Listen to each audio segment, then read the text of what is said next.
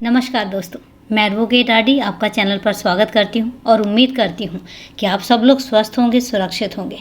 दोस्तों, कहानी शुरू करूं उससे पहले यही कहना चाहूँगी कि अगर अभी तक आपने चैनल को सब्सक्राइब नहीं किया है या आप चैनल पर नए हैं तो चैनल को प्लीज़ सब्सक्राइब कर लें और बेल आइकन प्रेस करना ना भूलें। इसके साथ ही कहानी में लास्ट तक बने रहें क्योंकि कहानी बहुत ही रोमांचक है और दिल दहला देने वाली भी है।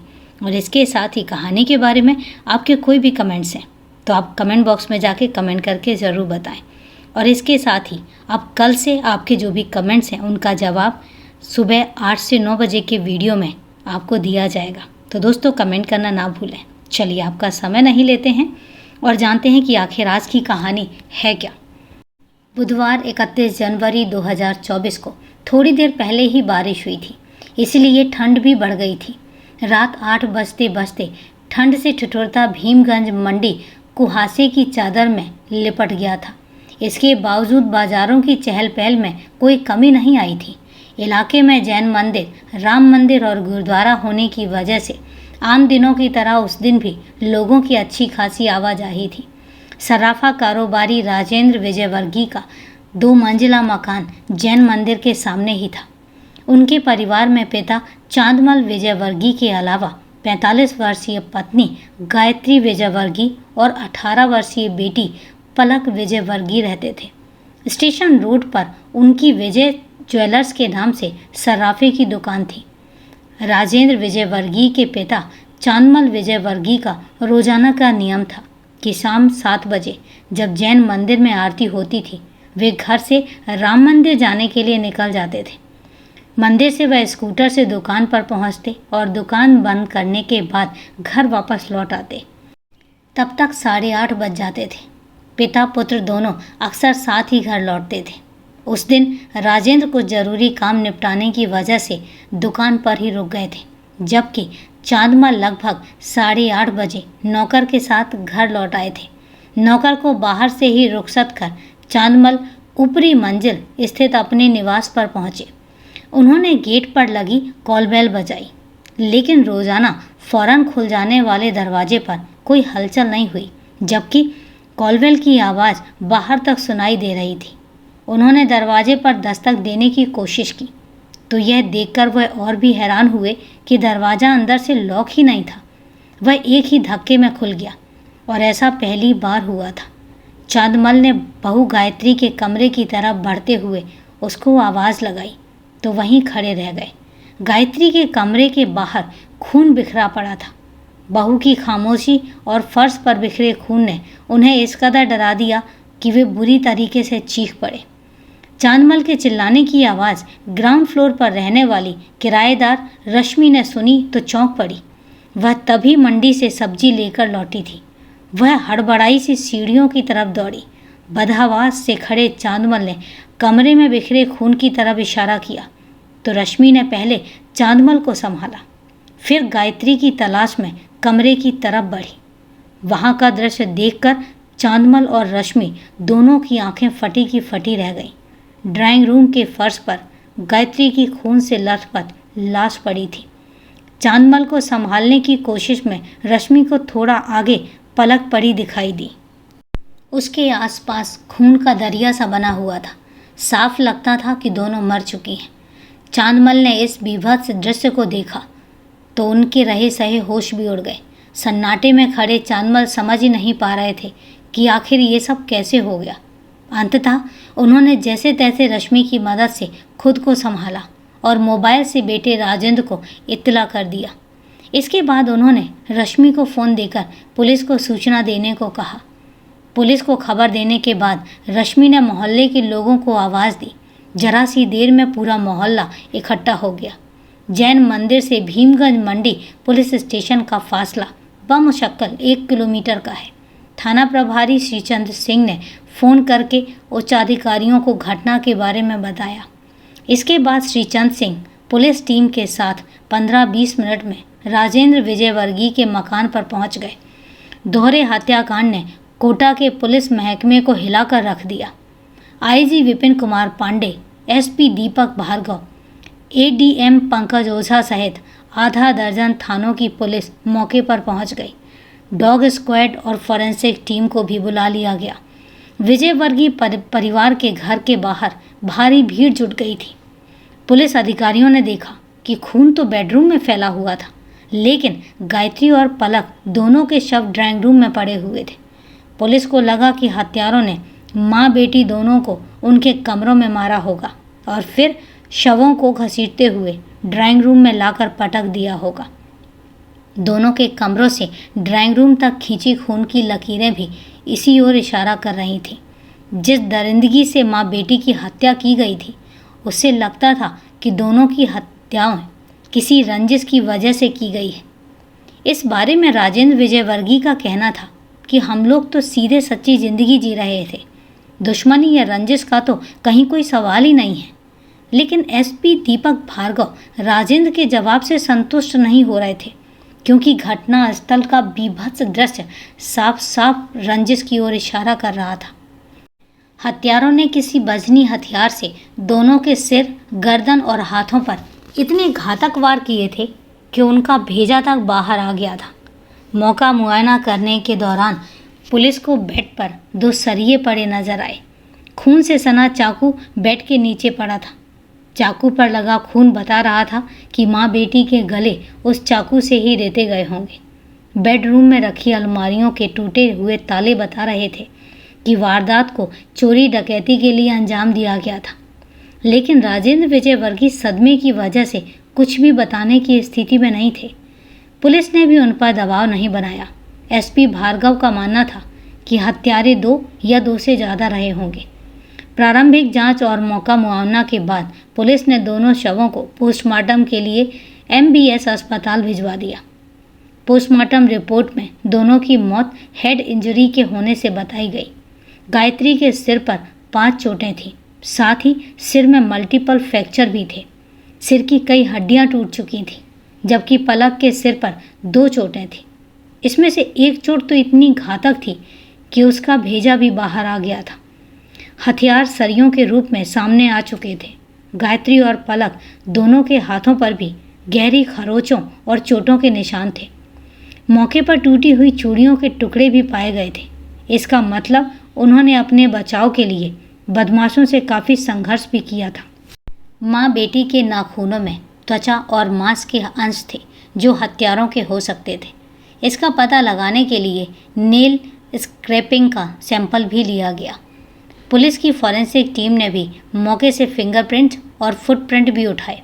विजयवर्गीय के घर से एक सड़क सीधी स्टेशन की तरफ जाती थी और दूसरी हटवाड़े की ओर होते हुए शहर की ओर जाती थी। यही सड़क शहर के अलावा सैन्य क्षेत्र की ओर भी जाती थी।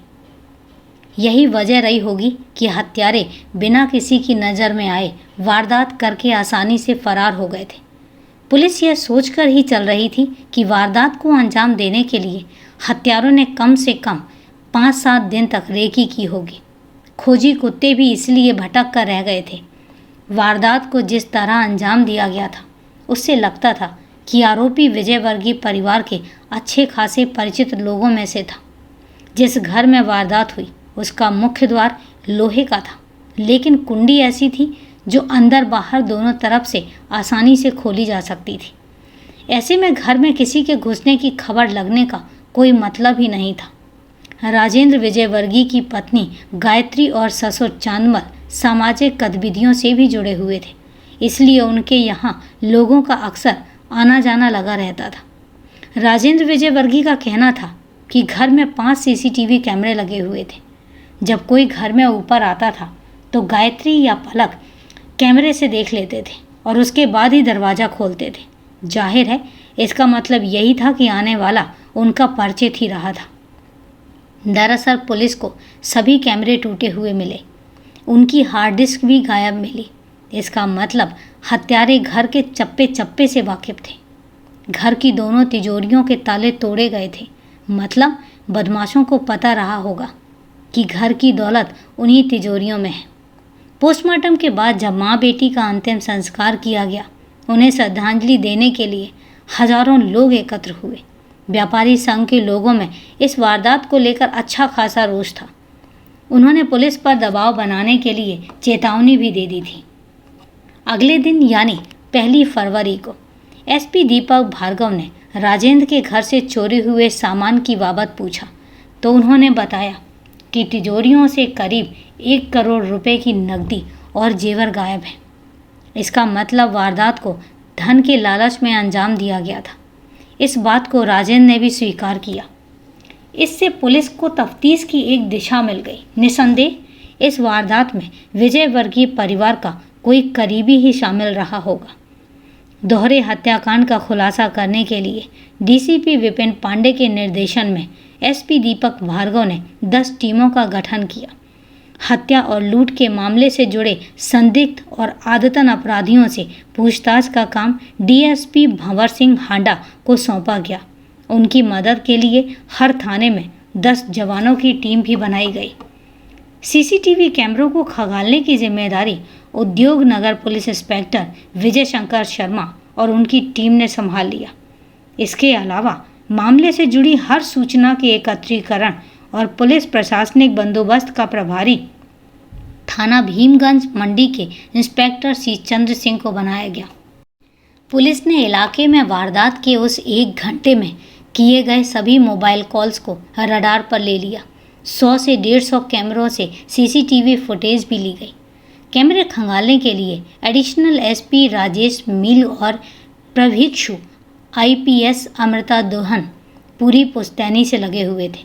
पुलिस की अलग अलग टीमों ने अपराधियों की तलाश में होटलों और धर्मशालाओं को भी खंगाला। एसपी दीपक भार्गव ने तो भीमगंज मंडी थाने में ही पड़ाव डाल दिया।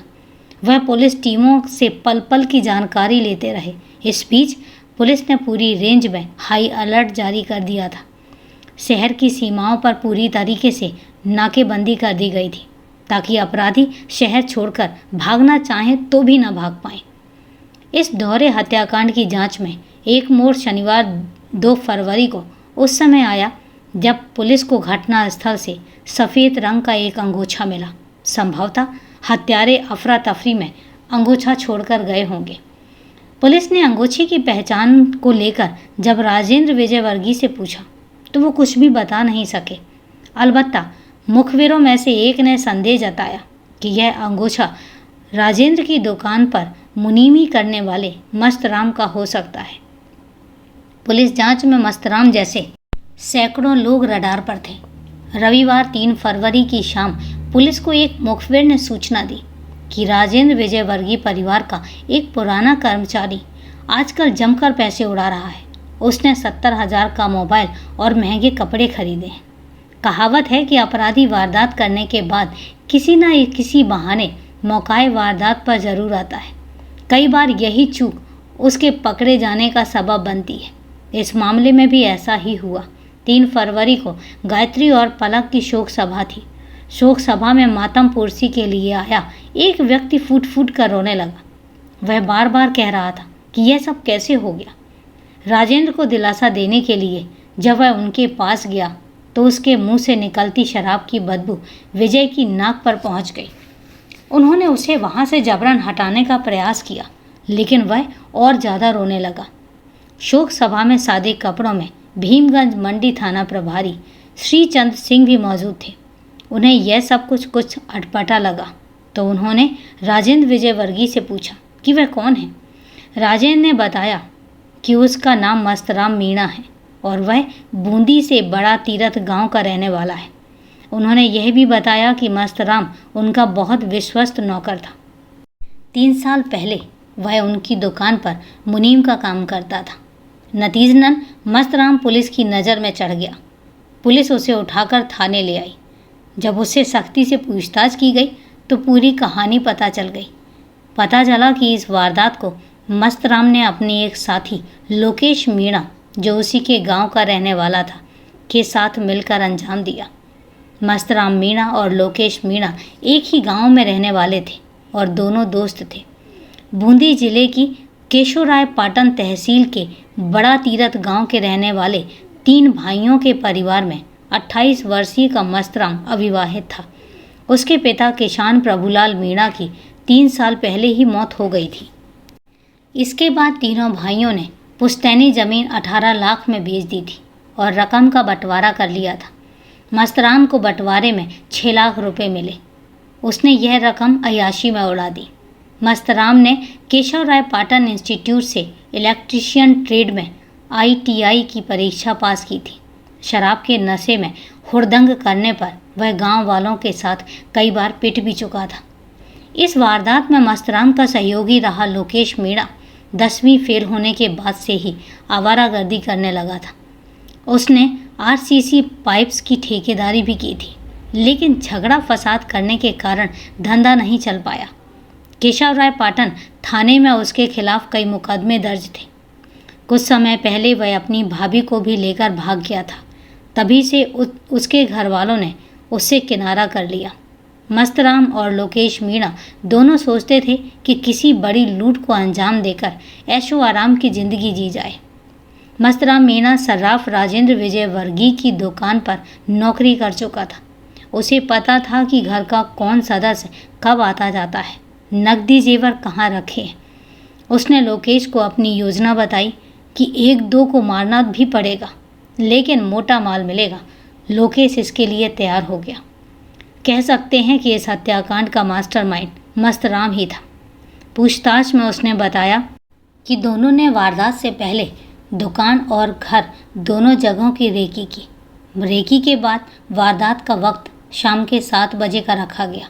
उस समय राजेंद्र विजयवर्गीय दुकान पर होते हैं और उनके पिता चांदमल को राम मंदिर में दर्शन करते हुए दुकान पर पहुंचना होता है। रात 8:30-9 बजे से पहले दोनों में से कोई भी नहीं लौटता। ग्राउंड फ्लोर की किराएदार रश्मि अकेली रहती थी और उस वक्त सब्जी मंडी चली जाती थी। लूट के लिए हत्या करना पहले ही तय हो चुका था, इसलिए दोनों सरिये और चाकू साथ में लेकर आए थे।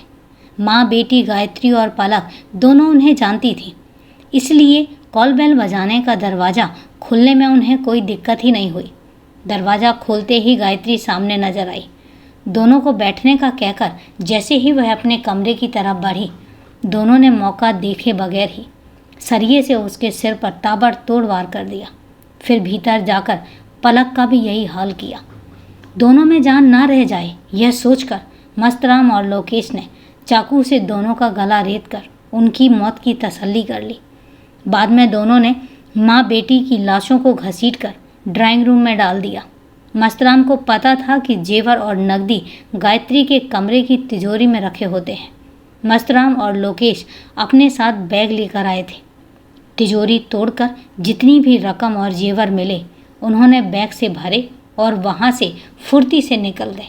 बस पकड़कर दोनों सीधे गांव पहुँचे और गहने व रकम का बड़ा हिस्सा घर में छुपा दिया। फिर दोनों ने रात में ही बूंदी से रोडवेज की बस पकड़ी और जयपुर चले गए। जयपुर में दोनों बस स्टैंड के पास ही एक होटल में रुके। अगले दिन दोनों ने जमकर खरीदारी की और शराब भी पी। दोनों ने अपने लिए 70-70 हज़ार के महंगे मोबाइल फ़ोन, कपड़े और अन्य सामान खरीदा। शनिवार 2 फरवरी को दोनों वापस कोटा आ गए। मस्तराम को अपने पकड़े जाने का डर नहीं था, फिर भी अपनी इस तसल्ली के लिए कि किसी को उस पर शक ना हो, वह शोक जताने का दिखावा करने चला गया और बस उसकी यही सोच उसे ले डूबी। राजेंद्र विजयवर्गीय ने पुलिस को बताया कि हत्यारों ने करीब 1 करोड़ रुपए की लूट की थी। पुलिस ने दोनों आरोपियों के कब्जे से लूटे गए 37 लाख में से 21,70,000 रुपये और 2 किलो 26 ग्राम सोना, 13.5 किलो चांदी के जेवर बरामद कर लिए। मस्तराम ने बताया कि गायत्री और पलक जो गहने पहने थी उन्होंने वो भी उतार लिए थे। CI श्रीचंद सिंह ने बताया कि आरोपियों के कब्जे से सोने की चेन और कंगन भी बरामद कर लिए गए। लोकेश ने वारदात करने के बाद 8 लाख रुपए, कंगन और चेन अपने गांव जाकर खेत में गाड़ दिए। लूट की रकम का बंटवारा करने के बाद मस्तराम पाटन के एक गांव में अपने रिश्तेदार के पास गया था। उसने उन्हें 8 लाख रुपए यह कहकर रखने के लिए दिए कि रकम ज़मीन बेचकर मिली है, थोड़े दिन रख लो, फिर आकर ले जाऊंगा। वारदात खुलने के बाद मस्तराम के रिश्तेदारों ने यह रकम पुलिस को यह कहते हुए सौंप दी कि उन्हें इस घटना के बारे में कोई भी जानकारी नहीं थी। इस मामले में भीमगंज मंडी के थाना प्रभारी श्रीचंद सिंह की भूमिका महत्वपूर्ण रही। शोक सभा में मस्त राम मीणा के हाव भाव उन्हें खटके तो उन्होंने पूरा ध्यान उसी पर लगा दिया। इस कोशिश में उन्हें उसकी कलाइयों तथा खरोचों के निशान भी दिखे, जिससे उनका शक पुख्ता हो गया। उन्होंने कांस्टेबल शिवराज को उसे फौरन उठाने का आदेश दिया। सीआई श्रीचंद सिंह ने बताया कि जयपुर में अच्छी खासी खरीदारी करने के बाद दोनों हत्यारे वापस होटल नहीं पहुंचे थे। अगले दिन होटल मालिक ने कमरे की सफाई करवाई तो प्लास्टिक की थैली में कपड़े मिले, जिन्हें स्टोर में रखवा दिया गया था। श्रीचंद ने वह थैली भी बरामद कर ली। इस मामले को केस ऑफिसर स्कीम में लिया गया है और कुछ दिन में कोर्ट में चालान पेश किया जाएगा। इस केस को सुलझाने में एएसपी राकेश मेल, उमेश ओझा, प्रभुक्षी IPS Amrita Duhan, DSP Bhanwar Singh, Rajesh Mishram, CI Mahavir Singh, Munindra Singh, मंदन लाल और विजय शंकर शर्मा सहित 200 पुलिस कर्मी शामिल रहे। तो दोस्तों, ये थी पूरी कहानी और पुलिस की सूझबूझ से खुला एक कत्ल का खुलासा। कहानी को लास्ट तक सुनने के लिए आपका तहे दिल से धन्यवाद। कहानी के बारे में क्या राय है कमेंट करके ज़रूर बताएं। तो चलिए दोस्तों, आज के लिए इतना ही। कल फिर मिलते हैं क्राइम की एक सच्ची घटना के साथ। तब तक के लिए सेफ रहें, सुरक्षित रहें और अपना ध्यान रखें। जय हिंद दोस्तों, जय भारत।